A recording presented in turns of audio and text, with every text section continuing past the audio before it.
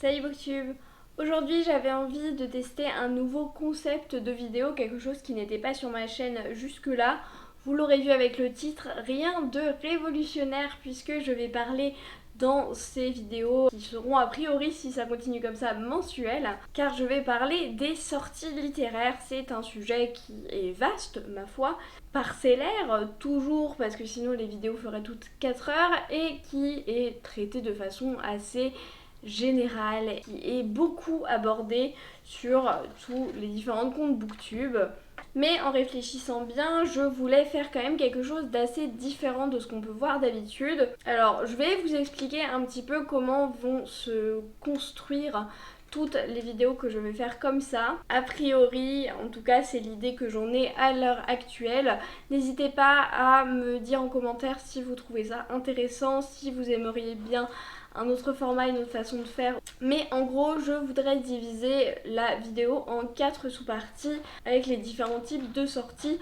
En premier, il y aurait les sorties francophones pures, donc des livres par des autoristes de langue française qui sortent en France. Puis ensuite enchaîner sur les livres en version originale qui sortent ce mois-ci. J'en avais discuté un petit peu avec vous sur Instagram, vous étiez plutôt pour le fait d'avoir une idée de ce qui sortait en anglais, et donc je m'étais dit que c'était l'occasion de le faire. Et peut-être le plus important, le plus concret, ça va être la troisième partie où je vais parler des traductions qui sortent en français de livres que j'ai déjà lus en version originale et dont je peux vous reparler rapidement, ce qui est plus pertinent que des livres dont je ne sais rien ou presque. Et enfin, quatrième partie, parce que c'est quand même quelque chose que j'apprécie tout particulièrement, je vais faire une partie graphique et manga notamment pour les nouvelles sorties, qui sera probablement beaucoup plus courte, beaucoup plus anecdotique.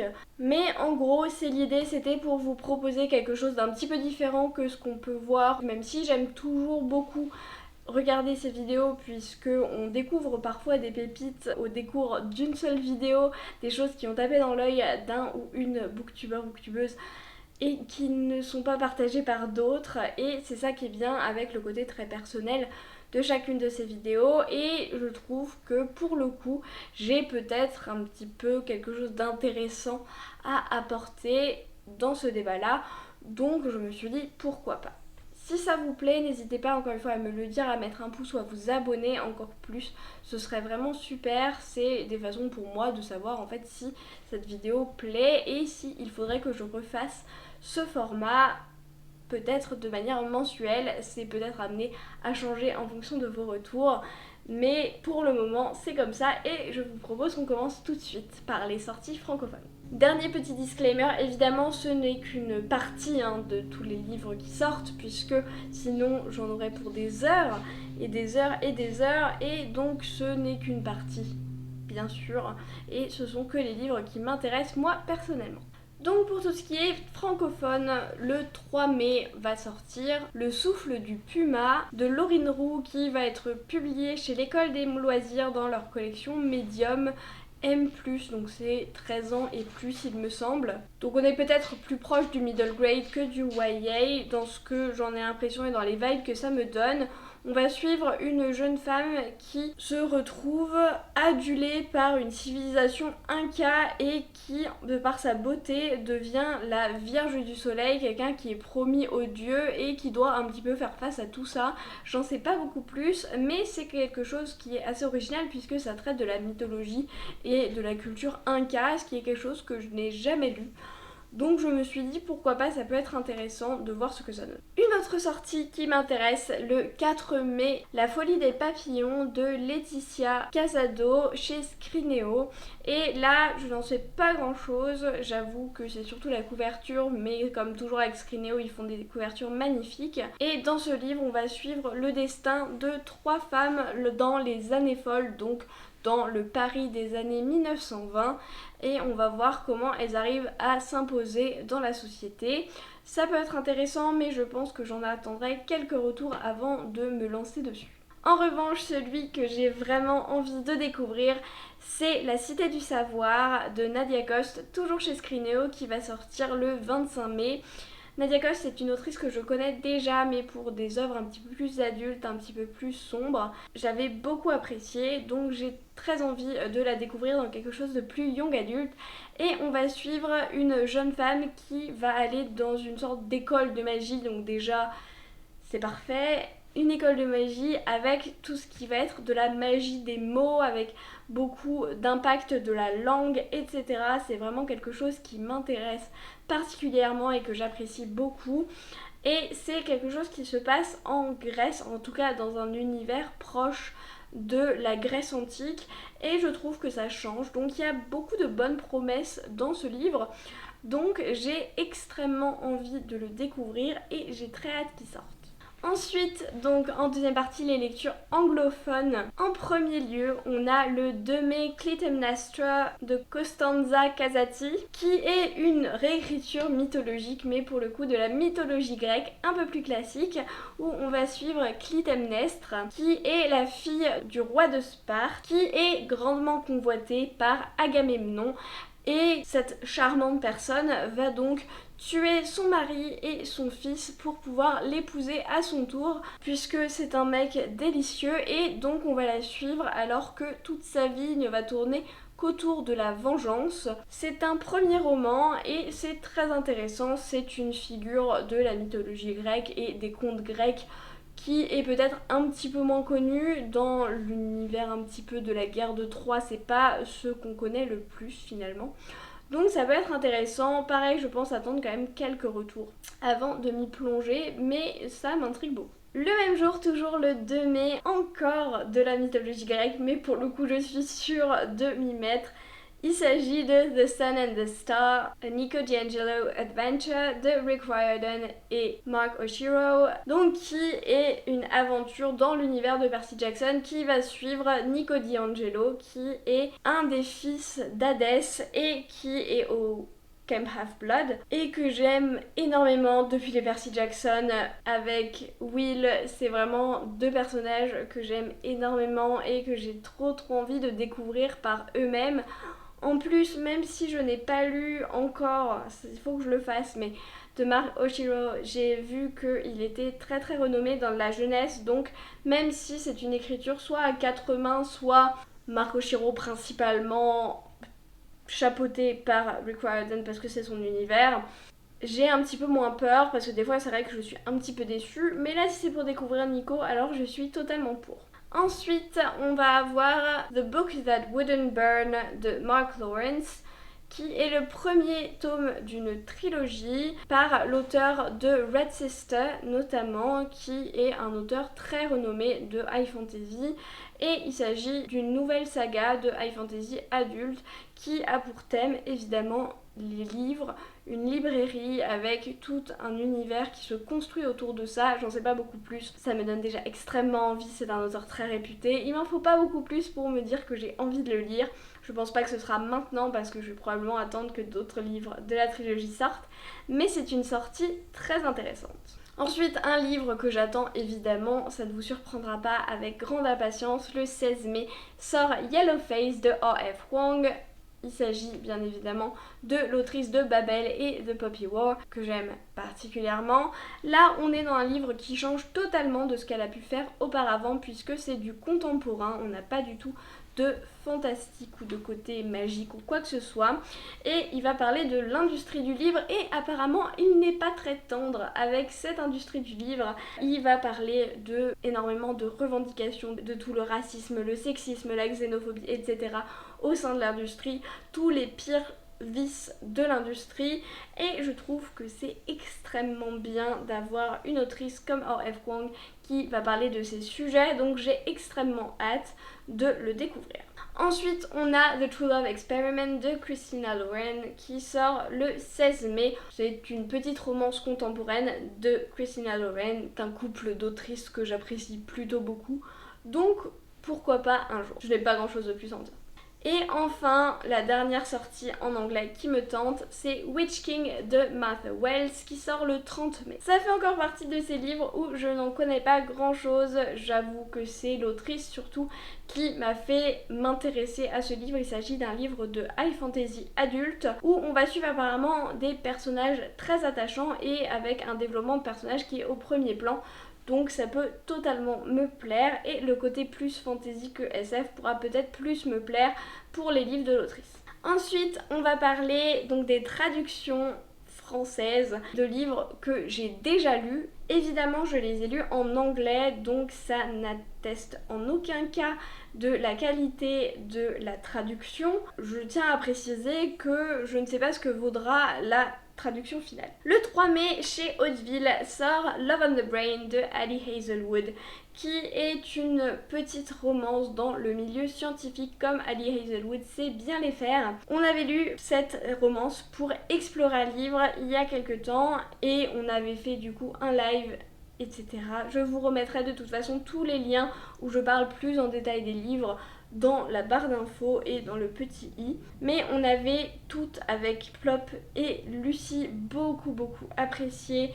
C'est vraiment tout ce que j'aime dans de la romance. C'est à la fois mignon, plein de tension, on a un Enemies to Lovers qui est plutôt bien fait je trouve, et il traite aussi de sujets plus importants, notamment de tout ce qui va être le sexisme dans la science ou comment on avance suite à des choses difficiles qui nous sont arrivées, avec notamment pas mal de mentions de psychothérapie, etc.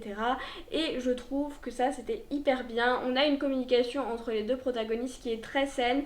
C'est important à dire, pour les romances en 2023, c'est vraiment une romance très saine qui montre une relation qui est juste très jolie, avec des bons personnages secondaires également. La fin part un peu en cacahuète, mais honnêtement ça passe quand même très bien. C'est quelque chose qu'on accepte, on dit un peu oui ok, il fallait trouver un moyen de finir le truc.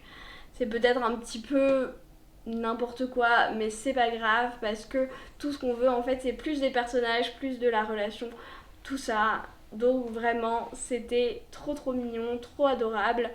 Je tiens à préciser qu'il y a quelques scènes de sexe explicite, donc c'est vraiment des romances adultes. Ensuite, je triche un petit peu parce que celui-là, je ne l'ai pas encore parfaitement lu, mais il s'agit du tome 4 des Voyageurs, donc la galaxie vue du sol de Becky Chambers qui sort chez La Talente le 4 mai. Je dis que je ne l'ai pas vraiment lu parce que, en effet, je ne l'ai pas lu, mais j'ai lu les 3 premiers tomes de la saga. Vous savez ce que je pense de Becky Chambers, je ne la représente pas, cette reine de la science-fiction cosy, douce, bienveillante et adorable.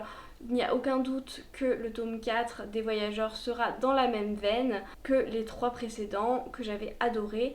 Donc je pense qu'on peut tous y aller les yeux fermés, et c'était pour vous tenir au courant si vous l'aviez loupé qu'il sortait. Ensuite, un livre que j'avais lu l'année dernière et qui faisait d'ailleurs partie d'une de mes premières vidéos puisque c'était dans mon top de milieu d'année 2022. Et oui, il s'agit de Cœur de sorcière de Genevieve Gornichek qui sort le 4 mai aux éditions Sabran, donc qui est une succursale, un bout de Saxus quoi. Donc dans Cœur de sorcière, on va suivre le personnage de Angrboda qui est une sorcière très puissante qui a des capacités particulières qui font que Odin a essayé de lui dérober ses capacités, et suite à ça elle s'est retrouvée quasiment mourante et elle s'est retirée de la sphère politique des dieux, on va dire, entre guillemets, et elle s'est isolée complètement du reste du monde dans une zone protégée par des défenses à elle.